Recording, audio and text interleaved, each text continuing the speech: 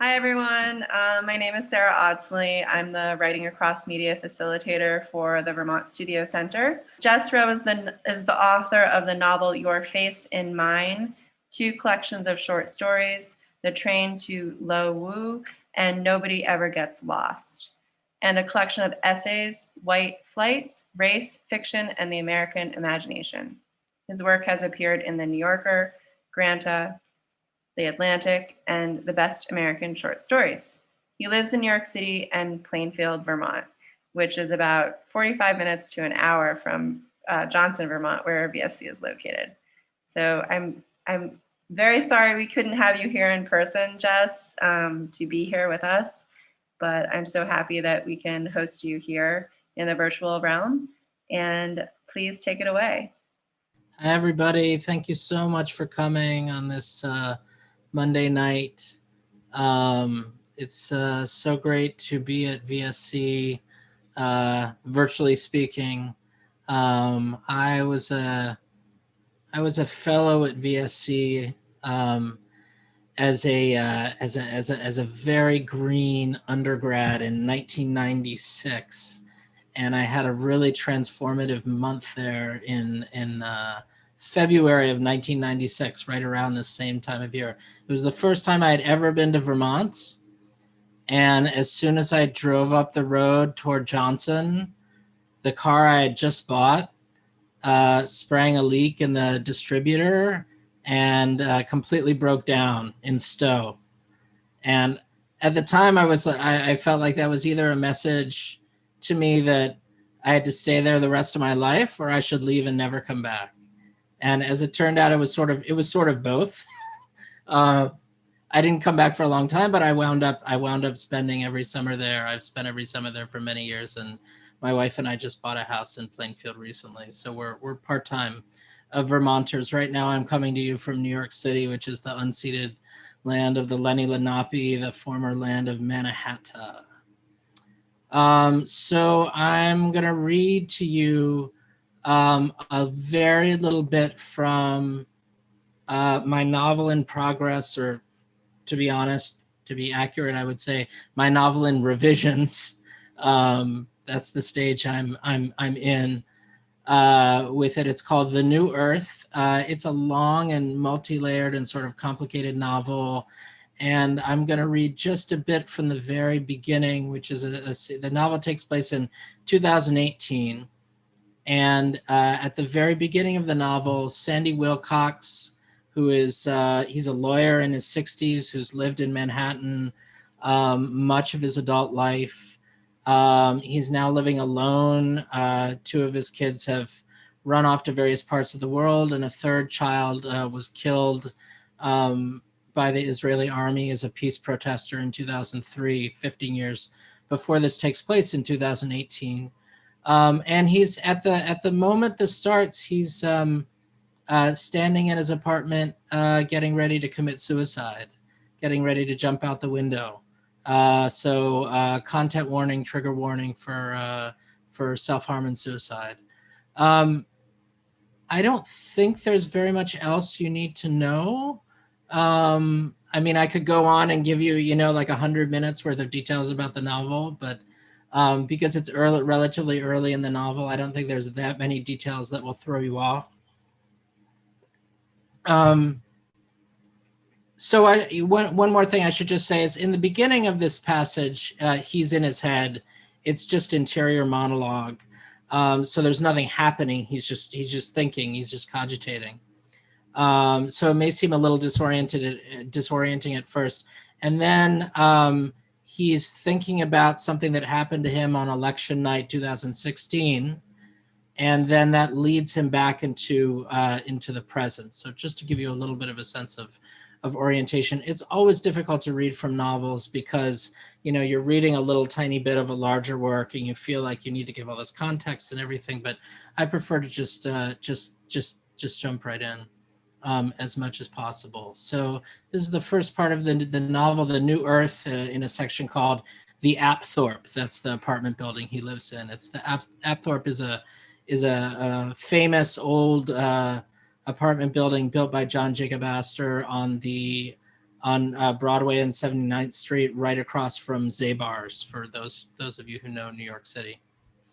Classic Upper West Side, formerly rent-controlled, now expensive condo type building. Okay, the New Earth. Because he found family life unbearable and life without a family unbearable. Because he tried, 44 years married, 39 years a father, 15 years a father mourner. It's long enough. Because biblically, his children abandoned him, his wife abandoned him.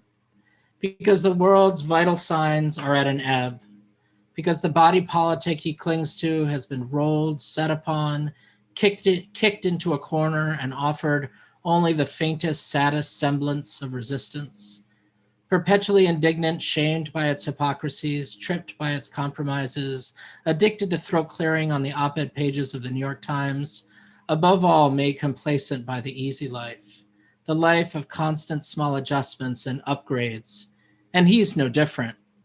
Fallen into his life, recessed, barely able to read the paper, and now, for these brief few last weeks, obsessed only with planning and curating his exit. Not just no different. When we came back from Vermont, he remembers telling Brisman, his therapist, only 1,000 times in 18 years of sessions. When we came back from Vermont, I was convinced we could still have an enlightened existence here in the city, detached and engaged all at once, compassionate and purposeful. I mean, we were senior meditators, for Christ's sake. I thought, you can't just wipe away the sheer depth of perception you gain from thousands of hours of zazen. And yet it was wiped away in a heartbeat. I mean, for a few years, we were carried along in the torrent of child raising, especially once Bering was born, the sheer stress of the three of them howling like little jackals. And then we woke up sometime around 1989 after Naomi's tenure case was finally settled and realized we were no more than the sum of our resentments. We were caught in the obverse of Indra's net, the narcissistic prism of 15 years of seriously unfinished business, the price any couple pays for getting married at 22, only slightly exaggerated by certain karmic residues. It's what Sensei always said, when the great truth is forgotten, only the great lie remains. There are stages to suicide, the experts say, and the critical one is making a plan. Millions of people are latently, slowly suicidal their whole lives without formulating a way to act. They find other ways to harm themselves, as he has. They kill themselves slowly, which is to say, they align themselves with the body's natural tendency to degrade and make itself morbid and socially grotesque. After years of exercising, he saw a trainer twice a week. He stopped showing up one September and never went back. Eventually even canceled his membership. He redeveloped a passion for the Zabar's takeout line after years of no nitrates, no sat fats. If not for memories of Bering and Patrick surreptitiously smoking in Patrick's room, he would have considered cigarettes too. At Oberlin, he smoked with a passion, but then quit, soon after they moved to San Francisco in a macrobiotic purge that probably scarred his lower intestine for life. You're getting fat, Naomi said once in February of 2014 after she'd come back from her paperback book tour. Not even bothering to hide the disgust. I never thought I'd see the day, she said. It wasn't true. Metabolically, he was too tall to get fat. He wasn't built that way, but he did have extra poundage along the belt line and went up a waist size. He meandered along that way for years, about 2012 to 2016. Work was work, intermittently stimulating. Naomi retreated back into the lab and refused to say anything more about her book. She tried to rebuild her reputation in the sciences with little success, as far as he could tell. By then, Patrick had moved from India to Berlin and apparently stopped being a monk for reasons he refused to explain to anyone. Winter moved Zeno into her house in Providence. Life went on, things happened. He turned 60 and refused to celebrate. Not that Naomi tried hard to convince him. Then, on the night of the election, they were at Judy's. Louis and Judy had always hosted election parties, Oscars parties, Super Bowl Sundays, the secular non-essentials, Louis called them. And Judy had decided to soldier on alone. This one last time, at least, she said, to elect a woman president. Louis would want me to. It was a crowd of people he'd mostly known for 30 years. The Alcoffs, Bill and Diane Westbrook, Sunita and Piyush, the Rosens, Irene Chow, Mark Philstein, who had just retired that very week as head of ophthalmology at Mount Sinai. Portly men in sweaters and their compact wives in silk drapes with practical hairstyles, chunky earrings, splashes of violet and rose. He was terrified by their hands jutting out over the hors d'oeuvres. They had claws like dowager countesses, his woman friends, his contemporaries. Judy had bought a new TV for the occasion. She'd pushed it up against Louis's floor-to-ceiling shelves. Wolf Blitzer appeared almost life-size. There was something wrong with it all, he realized, very early in the evening. Too much hilarity, the glasses of wine a finger too full. He felt himself taking short breaths and went into the bathroom and checked his pulse. Someone in the hall was babbling about Nate Silver's pessimism and the Milwaukee suburbs. "I've got to go home," he said to Naomi, and she stopped in mid-sentence and stared at him full in the face, which was a strange experience. They almost never, he realized, had a full-facing conversation. He couldn't remember the last time he'd even seen her face, so to speak. You shouldn't have eaten that chicken," she said. "It was in the fridge for a week. Maybe that's it. This is a huge night, but maybe not in the way we want. I would appreciate it if you stayed. I might be walking home very late." "Then take a cab."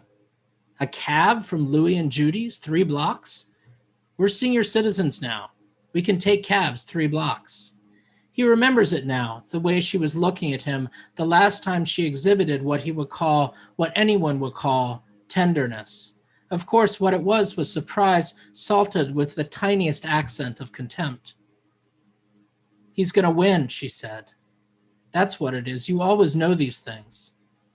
"I just can't be around these people," he said. "I can't watch. I have to go." He picked up his coat and gave Judy a wordless squeeze. She, too, stared at him, amazed. That was the kind of night it was. Not a soul moved on 78th Street. A few cabs inching warily down Broadway. Every few seconds, his phone vibrated in his coat pocket, and he had to tell himself again not to reach for it. Now, the thought came to him. Now they'll know what it feels like. They'll all know. The thought smelled like burning hair. He walked through the apartment without taking off his shoes. He walked straight through the living room and unlatched the false French doors. It took a little twisting to undo them. Francine only ever opened them for cleaning once every few months. The air smelled like the river. It streamed past his face into the dark room. Brisbane, he was thinking. I should never have quit you.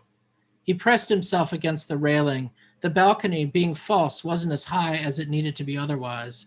All it would need would be a pivot at the waist. When the kids were little, they'd kept the doors closed with a padlock. On September 11th, when he kneeled there, you could smell the smoke. He was weeping then. His thoughts were disordered. He tried to settle them. The 5 heaps arranged themselves in order to disperse.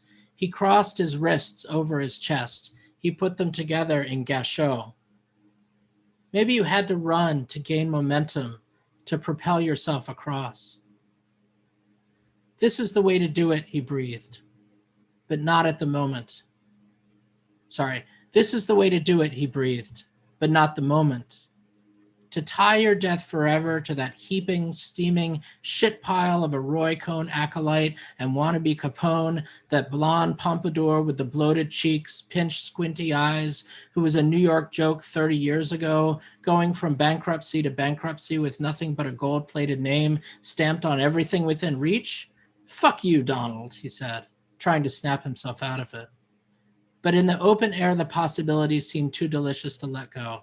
You could just do it. When was the last time he had felt such an impulse, or for that matter, any impulse? His phone rang. It was still in his pocket. You were right, Naomi said. He won. It's over. Come home, he said. How strange to have something comforting to say. It's not over, he said. I'm here. Come home. Okay, so now that's the end of the flashback, and we're back in 2018. He unlocks the French doors now again and steps back, the familiar ambient city noise flooding in, the coolness that actually smells like something, like spring. There are still things to do. He isn't ready yet. I will come back here to the place where I've swallowed all the poisons and survived. He opens his laptop, opens YouTube, and clicks on the first playlist in his account, Japanese temple chants. In the bathroom, with the door open, the drone of the Heart Sutra filling the dark apartment, he ducks his head over the sink and turns on the clippers. Hanks of silver and pewter and gunmetal gray hair piling up in the sink, he flushes them away and uses one of Naomi's hot pink disposable razors to finish the job. I look like Mr. Clean, he thinks, allowing himself one glimpse in the mirror. Or Yul Brynner? Though he can't remember either face in great detail. He fills a bowl with arborio rice, the only kind left in the cabinet, and shakes a dusty stick of incense from a dusty incense box abandoned in Patrick's room ages ago. An old matchbook from Cafe La Fortuna marooned at the bottom of the silverware drawer. The sulfur pops, the tendril of smoke rises and wavers away from the window, from the city air. Everything is coming together. He changes the music now. Arvo Pärt, Tabula Rasa. Of course, as it would have to be. Bows fluttering over the violin strings like wings beating.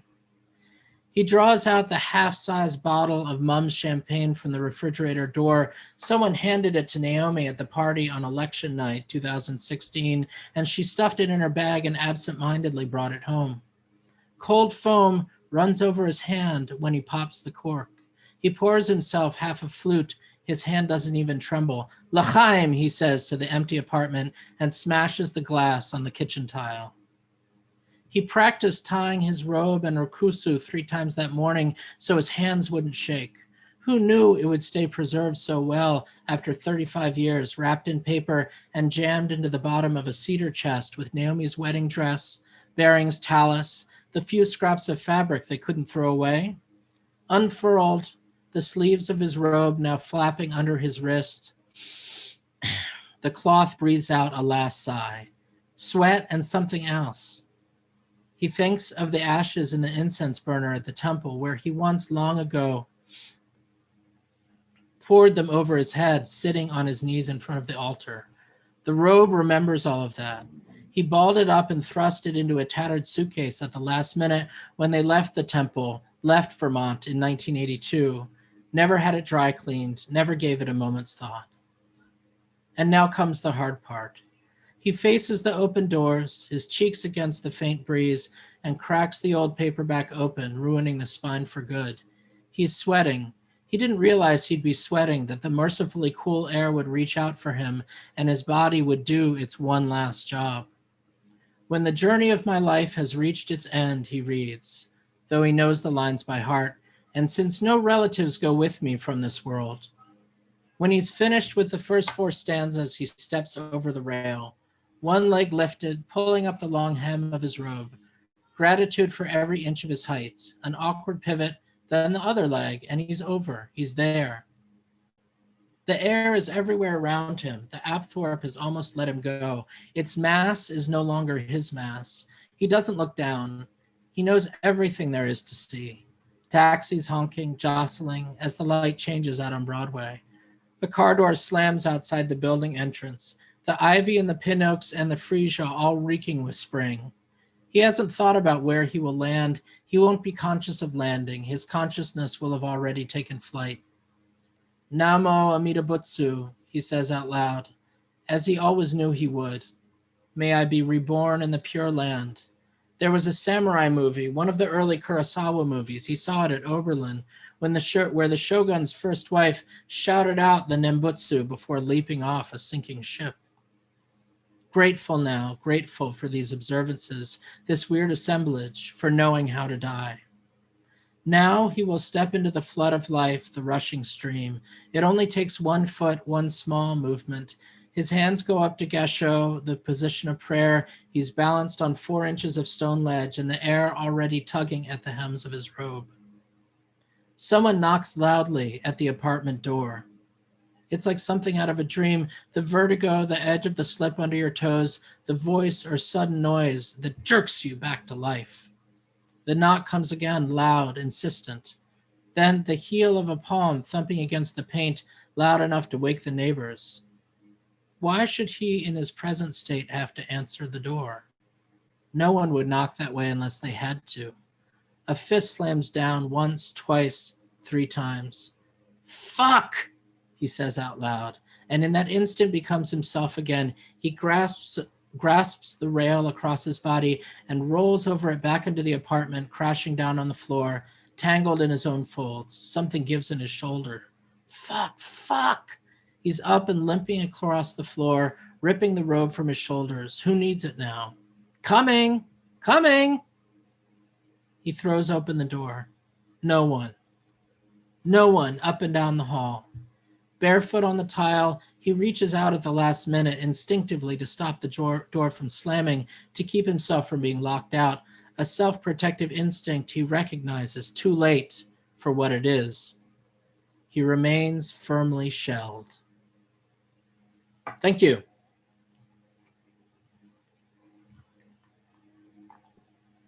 If you all want to unmute for a second and give Jess a round of applause. Thank you.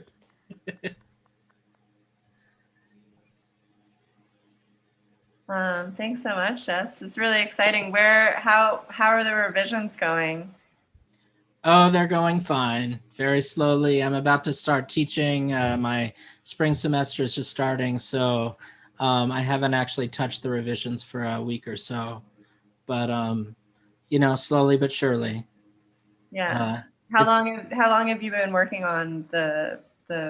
I mean, I guess that's an annoying question to ask. No, of course it's a fine question. Yeah. Working on the whole book? Yeah. I really started it. I wrote bits and pieces in the early 2010s, and then I really started in earnest in 2015-ish. Mm-hmm. And I finished the first draft last summer. So 5 years roughly. Yeah. And the first draft was the first draft sort of scared me a little bit when I didn't even print it out. I emailed it to my agent and my editor, and the first draft was about 900 pages. Oh my gosh. I should say is 900 pages. So some cutting is happening. Oh wow.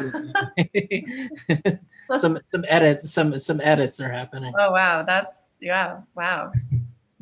Yeah, that's exciting though. It is exciting. Yeah, it's an exciting part of the process. Yeah. You're all invited to drop comments or questions in the chat, and we can have a little Q&A session with Jess. Feel free to do that, or else I'm just going to keep asking him questions. Jess, I noticed that one of the time markers that your novel kind of seems like it moves around in time, and one of the time markers was 2018. Yes. And I was wondering how purposeful it is to have those particular time markers. And I've heard of my fiction writer friends, I'm a poet, I can't say fellow, but my fiction writer friends say that if their novel or short story was set in 2019 or definitely in 2020, like whether or not you have to mention COVID or the pandemic, and whoever has their like novel or short story set in 2020, they're like moving it in time so they don't have to deal with the COVID consideration. Well, I dealt with that same problem when Trump was elected, because originally the novel was going to take place in 2014. And then I realized as I was writing it that it would actually make more sense in some ways for the book to take place in the Trump administration, because of a lot of what the book is about state violence in various forms. And so in some ways it made more sense. So, but it was a weird decision because it meant that I had to just sort of pick a time for it, for the present of the events of the novel to be happening. Um, and the present of the novel includes the one of the main characters is an undocumented resident, and who's at risk of deportation. And so I planted the novel in 2018. So it's like in some ways and this wasn't really intentional, it just sort of happened this way. Um, it's right at sort of like the darkest hour of the Trump administration, because it all takes place before the midterm elections, where the Democrats took back control of the House and the beginning of the impeachment process and all that stuff. So it was really like the nadir, so to speak. It was the darkest hour, maybe the darkest hour of all of American democracy in some ways, when Trump really had no checks on his power. Yeah, I think that those are it's it's interesting, like where if you're not creating a world building and creating fantasy, and you're grounded in the reality of the world, where you choose to, what time markers and what's happening in the world is important to Yeah, consider. yeah. I mean, of course, it doesn't always matter exactly when a book takes place. My last novel, um, didn't need to wasn't directly tied to the news. It was sort of set in the, kind of generic present day. And in a lot of cases, because it's fiction, that's fine. But in this case, the novel is tied very directly. It's tied to the news, and it's also tied to a historical date, because the daughter of the family who died in Palestine died in 2003, and so I wanted it to be a significant date. So it's 15 year. It's the 15-year anniversary of the Okay. date of the daughter who died in Palestine. Okay. Yeah. Does anyone else want to have a question for Jess? You can feel free to drop it in the chat. Or yeah, go ahead. You can ask yourself if you'd like. River, Micah? River would like to just tell you she has a loose tooth. Oh, that's very nice. These are my friends from Montpelier. Mikhail Galt, wonderful novelist, and River, who has a loose tooth. That is good news. I'm just curious about the revisions that you're doing, and sort of what are you doing? Are you in like final stages of revisions? Are you doing big moving around? I mean, you said cutting, but Yeah. what? Just tell me more. I'm really It's curious. I'm sort of in first stage revisions, where it's like moving stuff around, removing certain characters because there's a lot of subsidiary characters, plot lines, clarifying something here, clarifying something there. So it's like it's like that stage where like you have the house built, but you still have to like install a bathroom, and then you like have to knock down a wall because of the plumbing, and so it's like you have the whole shell, but there's still a lot before you can move into the house, and that's as far as I'm going to take that metaphor. But there's that's the stage. Yeah. And how do you see what needs to be done?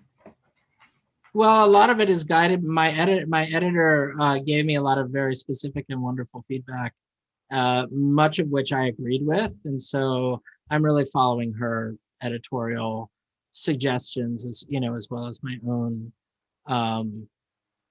insights. Like, oh my God, I repeated a word in that sentence, and all that kind of stuff. But it's mostly following my editor's, very, for the most part, really, really good advice.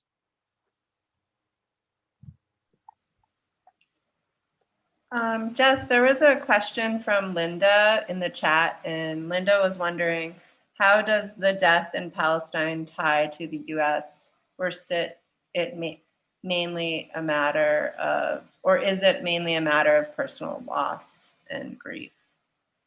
That's a great question. I mean, the what happened to this family, the Wilcox family, is after there are 3 children in the family, and after the youngest child, Bearing is her name, when she dies in Palestine, it's sort of like the family has had lots of internal conflicts and problems, and her death in 2003 is sort of the last straw, and the family basically becomes very estranged from one another. And the novel is about their kind of last ditch attempt to reconnect with one another 15 years afterwards.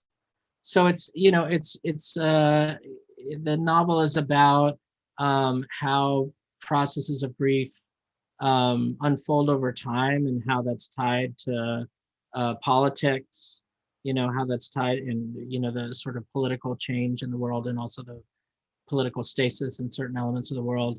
But the daughter who has died is also a voice in the story.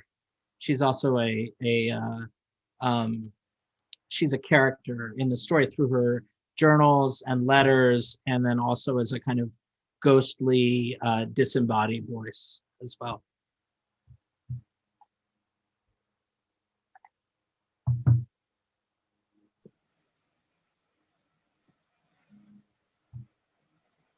Timothy says, I love your short stories that I've read. Sheep May Safely Graze is a favorite. Any words of wisdom for a fellow short story writer? If you come to my my craft talk tomorrow morning at 10 a.m., I'm giving a whole spiel about my my sort of theory of the short story that I've taught to my students for 20 years, but only very recently, and really because of the pandemic, did I start sort of writing down my lectures that I've only ever given orally. I started writing them down. So I'm giving a craft lecture. It's called the Fulcrum: One Way of Understanding How Short Stories Work. So it's a kind of big picture theory about how short stories work.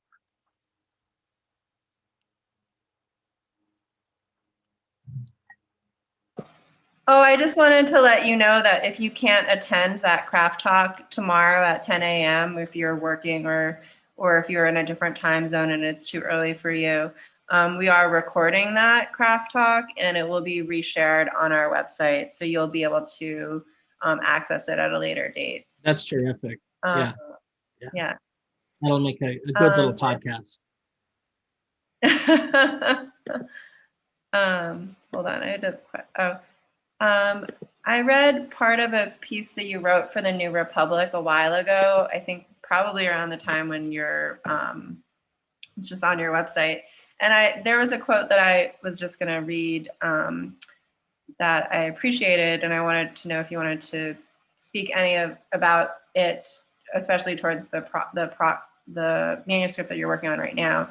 And to quote you from the New Republic, in your piece in the New Republic: for a fiction writer to deny that fiction is in some way political, in the sense of existing in an inherently politicized world, is not only an act of bad faith, but a kind of artistic failure.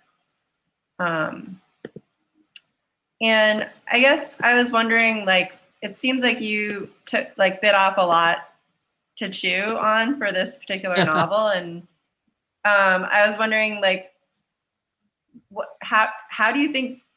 How are you trying to not fail in your efforts? Yeah. And I just appreciated your discussion on the Shriver versus Franzen. It feels like so long ago now. There's so many controversies like it have sort of come and gone about the same issues of appropriation and white writers asserting their right to imaginative autonomy and those arguments. And I wrote about them a lot in my book White Flights that came out in 2019. So the sort of the big picture answer is in that book, I would say. I think that the Trump years really underscored the degree to which politics is inseparable from every other element of our lives. And I think that was a wake-up call for American fiction writers, who who often tend to, as I was saying in that piece, often tend to really shy away from writing about politics or even mentioning politics. Or, the worst thing of all, I think, is sort of pretending that their characters don't have political lives.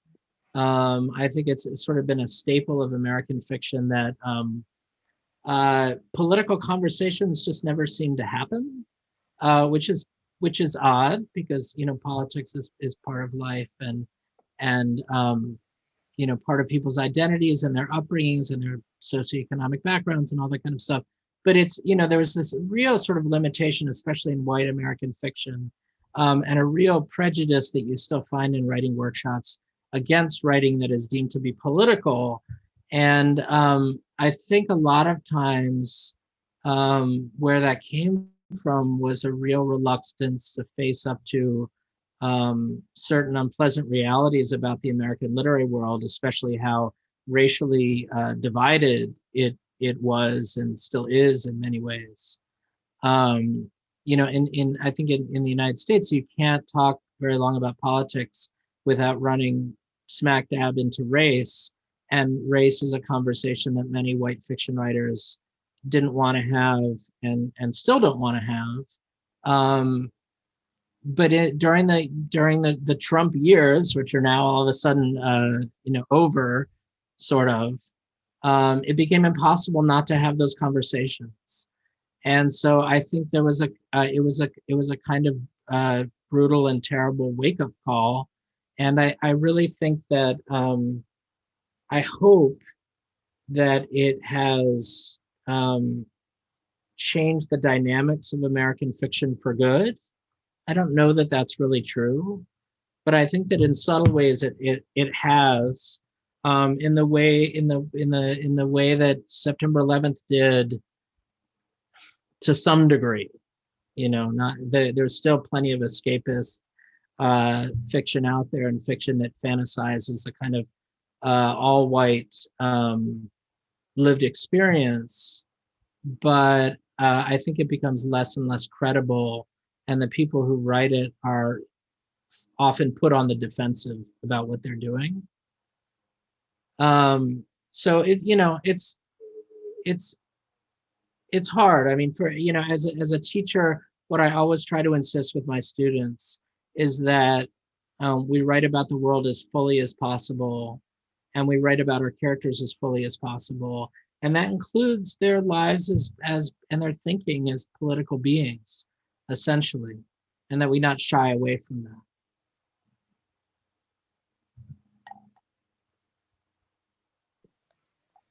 Thanks for answering that. There's always so much more to say, and you speak so much to it in your book of essays, White Flights. Does anyone else have questions? Feel free to drop them in the chat, or just unmute and ask.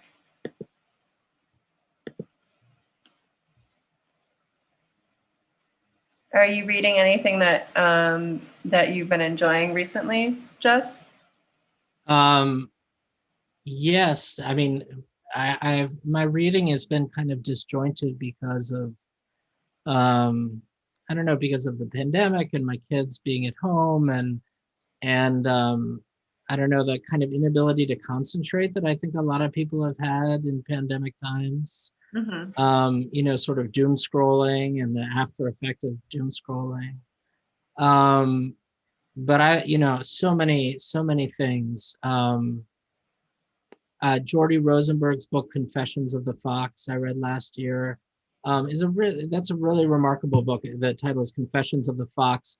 It's about a kind of criminal in 18th century London who is transgender, and has just it's just a really remarkable historical novel about transgender characters in what seems like kind of the most unlikely setting.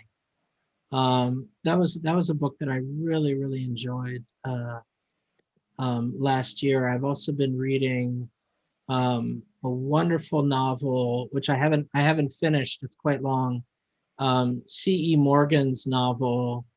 Now I'm going to completely blank on the title, just as I mentioned it. The Sport of Kings, it's called. An amazing novel about a horse racing family in Kentucky that goes back many generations. It goes back really all the way to the Civil War, from the Civil War to the present. And it's about the kind of the almost incestuous relationship between this dynasty of white landowners and their enslaved property, who then over time become their, I guess you would call them servants, but who have also become members of their family, in this very strange and disturbing way. It's just, it's a just incredible family kind of epic and political epic. And C. Morgan is a white writer. She's one of the white writers who's like really dealing with race race and racism and the South in a very, very interesting way. So that's a book I'm sort of right in the middle of as we speak. I've also been reading a lot of Ali Smith's short stories. She's one of my favorite. That's Ali, A-L-I. She's a Scottish short story writer and novelist who's won a lot of awards recently for her novels, but has written many, many books of short stories. She's in her 60s. And she's just one of my favorites. And over Christmas, I bought a whole bunch of her collections of short stories that I'd never read. And she's kind of she's a metafictional writer. She plays with form. And her stories have this beautiful, poetic, kind of very quotidian quality that is like, it's a very hard quality to describe exactly, but they're so much fun to read. And she's such a virtuoso of the short story and such a singular writer. Can I ask a question, Sarah? Should I type it up or? Oh, go ahead, please. Okay. Oh, go ahead. Sorry. I was like, well, hey, Jess, nice to meet you and your work. Sorry, I was late. So if you already spoken to this question, feel free to just summarize. But yeah, I'd love to hear if you could share a little bit about kind of your journey as a writer, kind of what your background is. I see you've had some like great success. Congrats. I'd love to hear, what was your track as a writer? Kind of, I assume you went to the Vermont Studio Center. You have some connection with them. But yeah, just traditional schooling or kind of how you pursued publication after an MFA, or maybe you didn't have an MFA. Yeah, no, I can. So I'll try to give you like the very, very short version. Because I've been doing this for a long time. So I knew I was a writer when I knew I wanted to be a writer, I should say, when I was pretty young in high school. And I had very supportive parents. I went to a really wonderful school.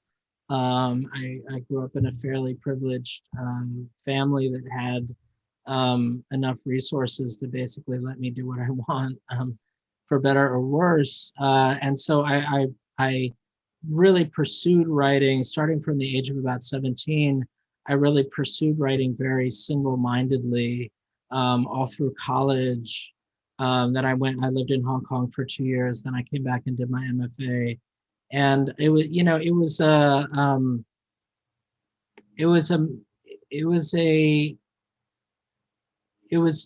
just my absolute commitment from the time I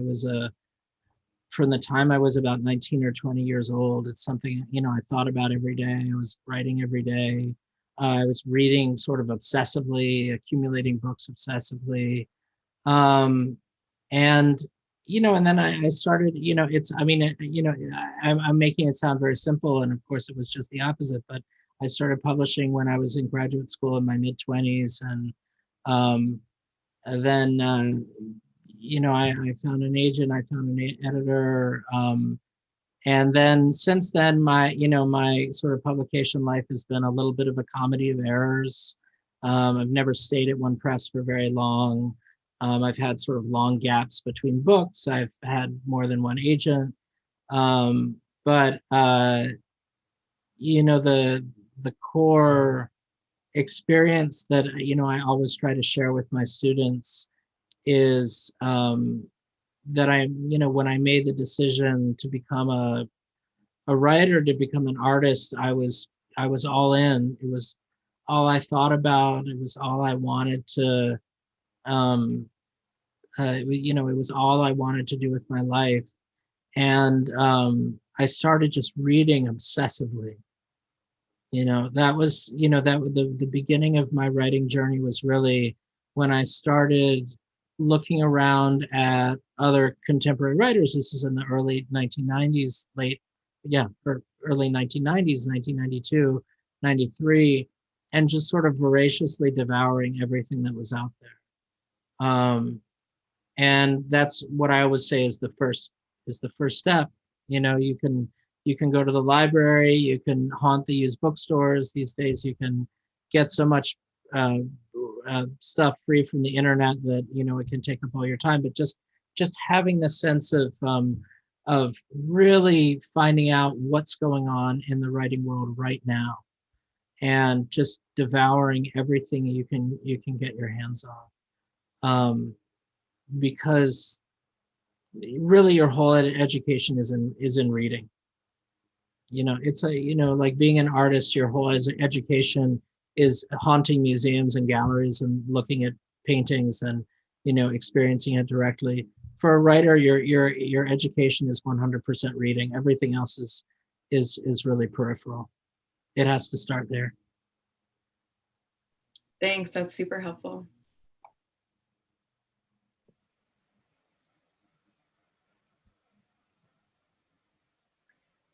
Jess, was there a particular author or book that really made the light bulb go off in your head when you were in that really intense reading period?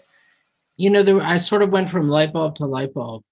It was sort of this period where I would get sort of, it's sort of like if you're interested in a certain genre of music and like you play one album 1,000 times and then you play another album 1,000 times, and it was sort of like that. I was, I loved very stereotypical stuff. Like when I was a teenager, I loved Hemingway, I loved Fitzgerald, I loved Faulkner. And then when I got a sense of more contemporary writers, I was really into T.C. Boyle for a while. I was really into Raymond Carver, Haruki Murakami. There was a period when I was really obsessed with Andre Dubus, Catherine Ann Porter, early 20th century American woman writer. And then there was a period a little later on when I became totally infatuated with Michael Ondaatje and people like him, Ann Michaels, John Berger, J.M. Coetzee, Nadine Gordimer.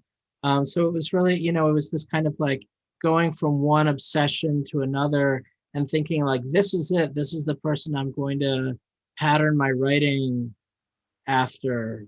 And I think, that is really part of the process too, is sort of falling in love with a certain writer's voice or a certain book and thinking like, oh, I just want to do that. I want to be that. And it never quite works out that way, but that experience of wanting that particular thing so badly is going to pull you toward your own project, or whatever you want to do. It can be something that has no relationship to your own life and experience, or something that's very, very close to your own life and experience. But just when you feel that pull and you feel the sense of like, that is a perfect short story, I want to write one just like that. That's how the process works. You learn through imitation, and you learn through that intense experience of like falling in love with a certain voice or a certain style or a way of a way of telling a story. And when you have that love and that feeling of I want to do something like this, then you know that you really have the bug. That's when you know it's really got you. Is when you almost feel like it's something is like pulling it out of you, and you just can't. You have to sit down and write whatever it is. Maybe one last question, if anybody has one.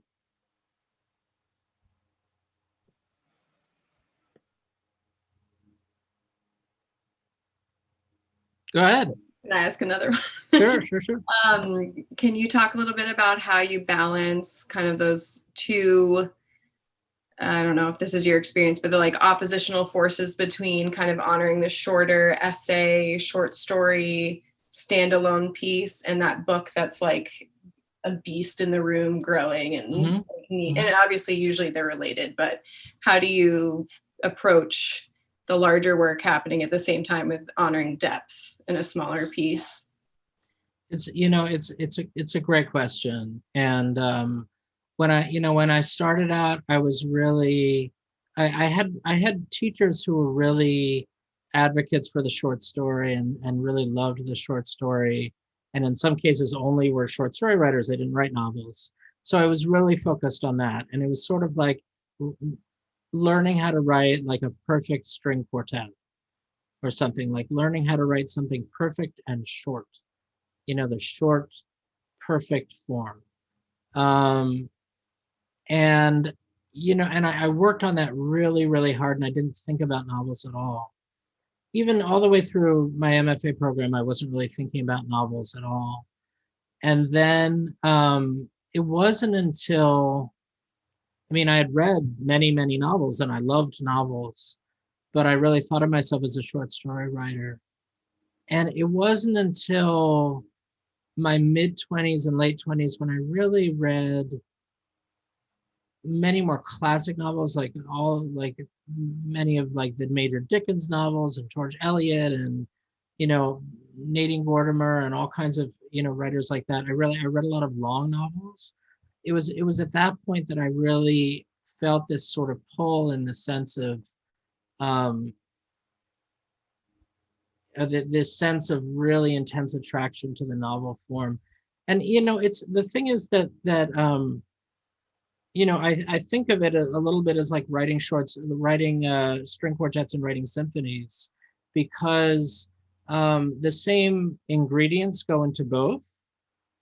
But if you know anything about music composition, a string quartet has 4 staffs for the 4 instruments, and a symphony has like 30 or 40, because there's so many, and the violins all play the same one and the violas all play the same one. But it's it's just a matter of taking the same ingredients and just adding so many more layers, and then adding so much more time, so that the process is more like a kind of accretion. You move so slowly. You work on one section at a time. And with the thing about a short story is a short story is done basically as soon as it begins, right? It's so foreshortened to form. And a novel, on the other end, really it's all about, in some ways, it's all about the reader's experience, because a short story is intended to be read all in one sitting, and a novel is intended to be experienced over a longer span of time. So you're immersing your reader in a world and a life that they're going to be with for a while. And so it's so much of it has to do with creating a sense of tone and familiarity and energy, the sort of drive that goes for the long term, that immerses your reader, and makes your reader want to stay in that world. There's so much to say about this, but it's just it's a completely, it's sort of 2 completely different kinds of energy. You know, there's this energy of this thing that is like a sort of snow globe and perfect. And then there's this energy of this thing that is like a whole world of snow. And, you know, in most cases, like in my case, when I'm working on a book, it's a relief to go back to the snow globe because it's so contained. And you can, you know, I never finish stories very quickly, but when they're finished, they're so contained and you can kind of manage them so easily. And with a novel, you know, you've got things sort of spread out everywhere. So it's a, you know, it's really, the longer you do it, you know, for people like me who work in long and short forms, the longer you do it, the more accustomed you get to sort of shifting your mind between short form and long form. But, you know, I say that after it took me a good like 10 or 15 years as a young writer, where I was so focused on the short form that I couldn't really think about the long form. And, you know, it took a long time, and it took writing an entire terrible first novel that went immediately into the drawer to have that, you know, to have that sense of comfort. It's a hard one lesson. I'm feeling very old right now talking this way. Anyway, thank you all so much for coming. And if you can, please come out to the craft talk tomorrow morning. It's going to be really fun. I haven't given a craft lecture in a long time, so I'm really looking forward to it. Yeah, thanks so much for being here tonight. If you all want to unmute and mute and give Jess a round of applause, you're welcome to do so. Thanks, everybody. Thank you. Thanks for listening.